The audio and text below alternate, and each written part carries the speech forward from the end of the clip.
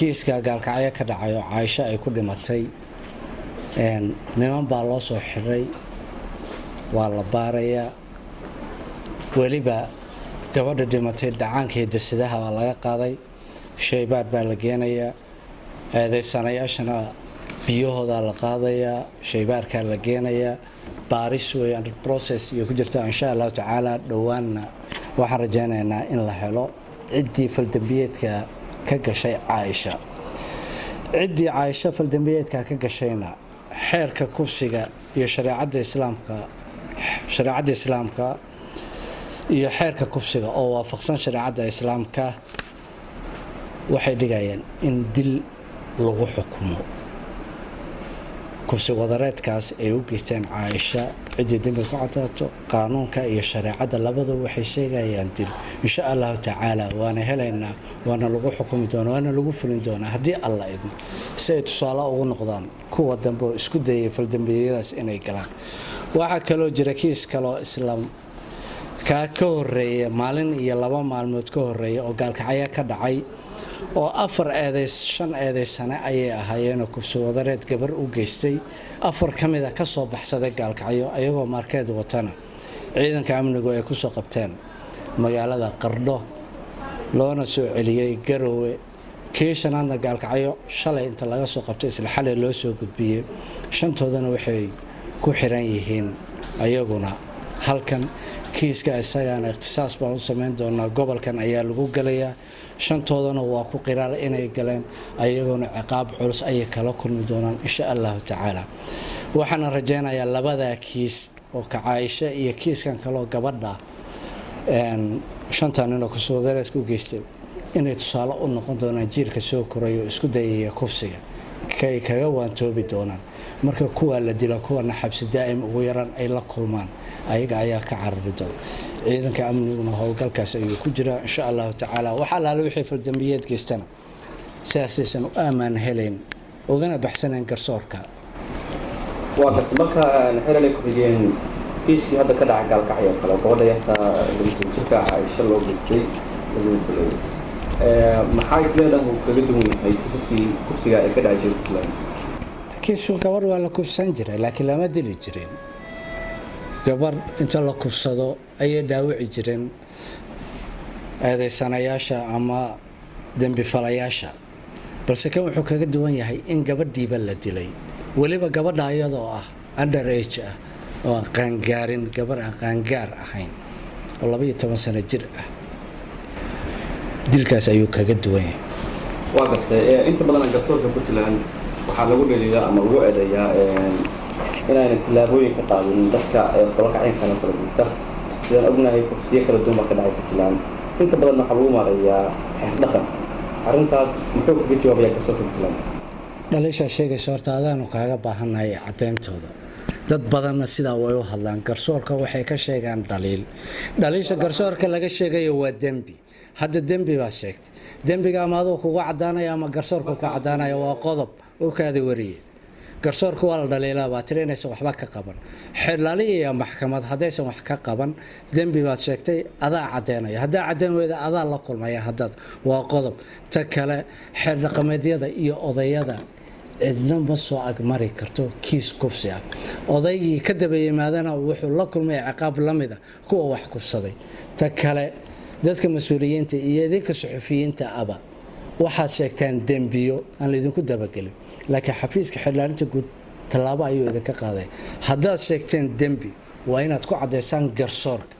garsoorka cidday kaga cadaatana ciqaabtiisu mudanaya haddaa cadeen weydaan idinka ciqaabteeda mudanaya laakiin xeelay miyaad dareemaysaa inay jiraan kiisas badan kufsiya oo aan maxkamadda soo gaarin oo loo maareeyay xeer dhaqan cadee adigu annagu ma haynay keen cadeynteeda annaga waxaanu soo gaaro waan maxkamadeena wixii aan soo gaarin oo aan meelaha lagu dhameystay la qarsaday dambi la qarsaday annagu tabar macnaha jooma ogaan karno laakiin waxa allaale waxayna soo gaaro hay'adaha booliiska iyo baarista soo gaaray xeerlaanta soo gudbay xeerlaanta maxkamadda u gudbisa wayna xukumaan processkeeda waa loo maraa oday iyo mas'uul looga heebaysana ma jirto marka hadda kiiskii ugu dambeeyay ee Caaisha loo geystay maxaa akhbaar oo hay'adaha nabadgelyada ay wadaageen oo arrinta ku aadan intii idinku aad la wadaagtaan warbaahinta cid allaaliya ciddii lagu tuhmayo waa la soo qabtay waana la baarayaa wixii natiijo ka soo baxo cidda ay ku cadaatana qaanuunka la marinaya ciqaabtiisana si dhab ayuu u maraya tusaalena uu noqon doonaa insha Allah tacaala nimanka sameeya kufsiga maaha markii ugu horeysay oo ku saxan karo kala ka dhac inkastoo kufsigan hadda uu dili u dheereeyay maxay isleedahay kiisaska karo kala marka loo eego Puntland sanadii ugu dambeeyay waxaad loodaa lambarkii uu kaleeyay maxay isleedahay arrintaas sababteeda way leedahay kiisaska kufsiga mihnadayaal ayay ka dhigteen ciyaalka hadda soo koray mihnad bay ka dhigteen sababta keentayna waxay tahay ayaga oo aan xagga waalidka cabsi ka qabin oo waalid isku haleynaya qabiil oo isku haleynaya aabihii isku haleynaya reerkooda ayuu faldambiyeedka sameynaya anoo ina hebelayaa xiray laakiin adoo ina hebela waxa ku xiraya xeerka kufsiga adoo ina hebela waxa ku soo qabanayo ciidanka amniga waxaana ku xukumaya adoo reer hebela ina hebelana qaanuunka ku xukumaya ciqaabtiisana waa la kulmi doontaa insha Allah tacaala ciidanka amniga iyo xeerlaalintuna waxay dardar gelin doonaan kiisaska kufsiga waxaan rajaynaynaa muddo gaaban inaanu ku soo afjari doono inaanu yareeno ay yaraadaan kiisaska kufsiga haddii Allah waa marka ugu dambeyn maxay tahay fariinta aad diraysid ka garsoor ahaan adigoo oo ka ambaqaadiya kiiskii Aisha adoo u diray fariintaasina laamaha amniga iyo waliba bulshada gobolka dhammaan reer Puntland baan u dirayaa fariin xafiiska xeelaanta guud wuxuu leeyahay waalidiinta dhalay dambi falayaasha cashada caruurtiin haddaad cishan weydaan ha ka daba imaaneen ogaada haddaa ka daba timaadaan idinkuna la mid baad noqonaysaan wiilkaygu muslim buu ahaa iyo wiilkaygu wadaad buu ahaa iyo wiilkaygu wuxuu ahaa fonfor buu dhiganayay iyo wiilkaygu dugsi dhexe midna ka akhrisan meen dambi fale waa dambi fale ciqaabtiisuna mudanay cashada caruurtiin jiilka soo korayo sameynaya dambi falayaasha sameynaya kufsigan waxaan uga digayaa inuu jiro xeerka kufsiga ciqaabtiisuna waa 15 sano ilaa iyo dil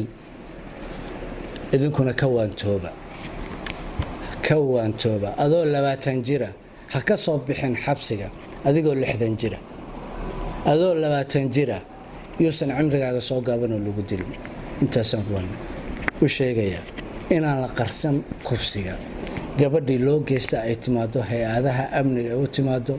warbixinta ay keento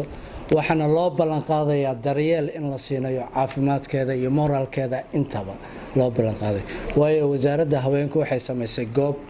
gabdhaha la kursado moraal ahaan iyo daaweyn ahaan bals lagana dhisay xaruntaas magaalada Garowe ha cabsanina sheega dambi falayaasha si aanu u ciribtirno intaas ayaan leeyahay gabdhaha ayaga la kursan gabdhahana waxaan uga digayaa inaysan socon xilliyada xun inaysan aqoon telefoon inta kula hadlaanaysa meel mugdi ugu tagin war guriyeena jooga hadaa wax shukaansanaysan guriyeena hal idinku shukaansado intaas Allah shanta eedaysane ee sameeyay kufsi wadareedka waxay kala yihiin Cabdirasaaq Axmed Cilmi ina Zainab Cabdullaahi 18 sano jira ku dhashay deegaan Gaalkacyo eedaysanaha labaad Cabdirasaaq Cali Cabdi ina Nasro Cali 18 sano jira ku dhashay deegaan Gaalkacyo Yuusuf Cabdullaahi Xirsi ina Shukri Cabbaas 18 jira ku dhashay deegaan Gaalkacyo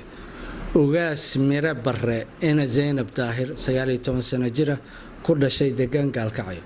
eedaysanaha shanaad waa Cismaan Maxamed Cabdullaahi ina Sacdiyo Maxamed 18 sano jira ku dhashay deegaan Garowe